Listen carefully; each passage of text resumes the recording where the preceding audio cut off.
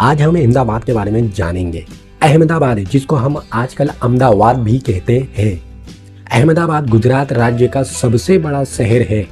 भारत में यह 7वें नंबर का सबसे बड़ा शहर माना जाता है। यहाँ की आबादी 71 लाख है। 1970 जब गांधीनगर गुजरात की राजधानी बना, उससे पहले तक अहमदाबाद ही गुजरात की राजधानी था। अहमद शाह बादशाह की सल्तनत से पहले अहमदाबाद को असावल कहा जाता था।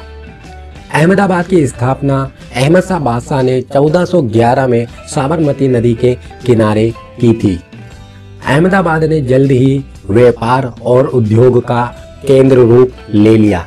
सुल्तान ने इसे गहरे नीले रंग के पत्थरों से सजाया था और अहमदाबाद की किलाबंदी सुरक्षित तरीके से चारों तरफ से की थी। आज भी अहमदाबाद का